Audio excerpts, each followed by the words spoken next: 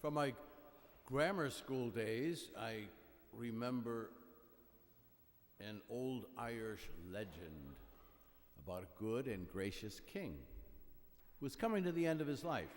And unfortunately, the king had no children, so there was no one to succeed him on the throne.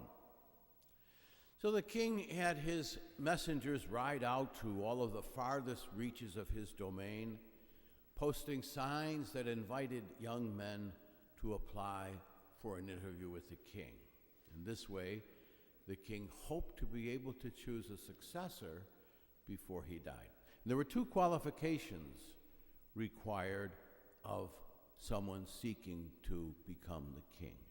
He had to have a deep love of God and a deep love of neighbor. In a very remote village, a young man sat and looked at the sign. He did indeed, he thought, have love of God and love of neighbor, but he was so poor he could scarcely afford to buy decent clothing suitable for an audience with a king, and he could not afford to buy food for the long journey. He prayed for guidance and direction. Then he decided to work for the money he would need for clothing and food, and after a while, he had earned sufficient funds, so he bought decent clothing and adequate food and set out on his journey. After a month of travel, he caught sight of the palace in the distance. And at the same time, he saw a poor old beggar sitting by the side of the road. The beggar held out his hands, and he said in a weak voice, "Help me, I'm hungry and cold." The young man stripped off his warm outer coat and exchanged it for the tattered cloak of the beggar.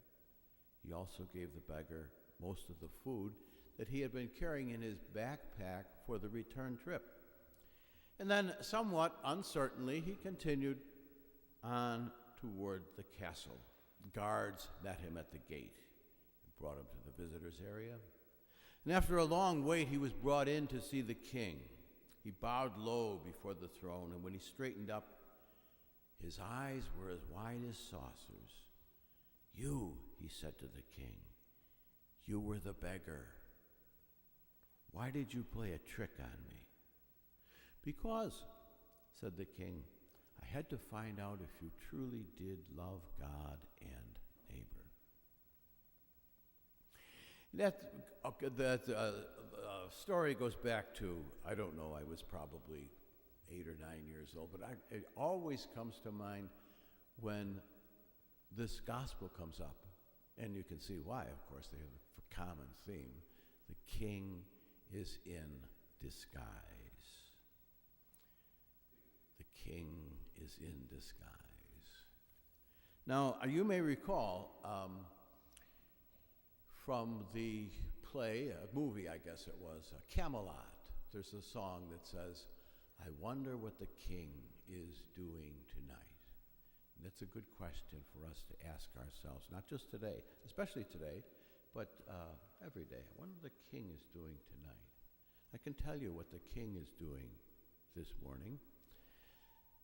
The king is hungry. He's standing in line at the St. Vincent de Paul soup kitchen on Main Street. The king is thirsty. He's a teenager in a village in sub-Saharan Africa where there's chronic drought.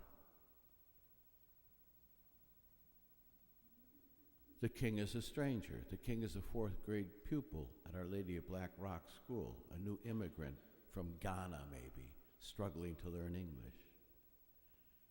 The king this morning is sick. He's at Roswell Park as a patient.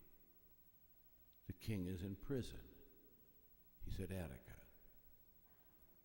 The king is lonely. You get it. Now, commonly,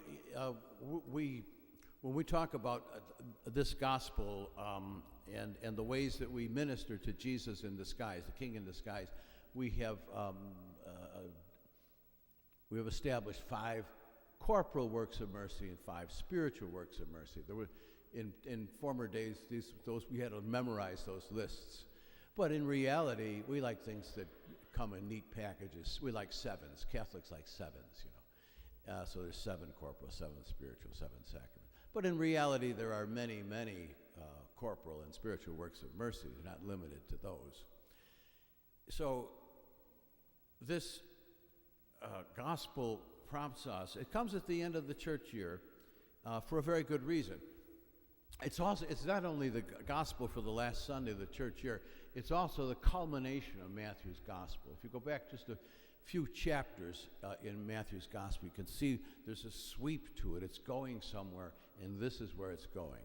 This is the culmination of his gospel. The culmination of the church year points to the culmination of our lives.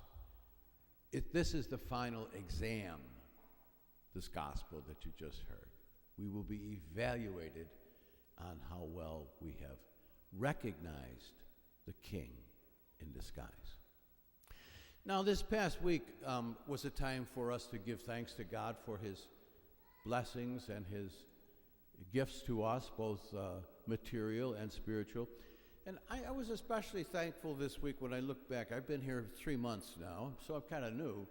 And maybe sometimes when someone comes in new, he sees things maybe that people maybe don't recognize as much. But one of the things I gave thanks for was because this parish community is recognizing the King in disguise. This parish community, through its various ministries, is reaching out and ministering to Jesus as he is hungry, as he is thirsty, as he is sick, as he is a stranger, as he is in prison, all of those things and many, many more. And I'm grateful for that, grateful that I'm part of this community. So as we give thanks, we need to, and we look to the future, we need to continue what we have been doing. We need to continue to ask ourselves often this question: I wonder what the King is doing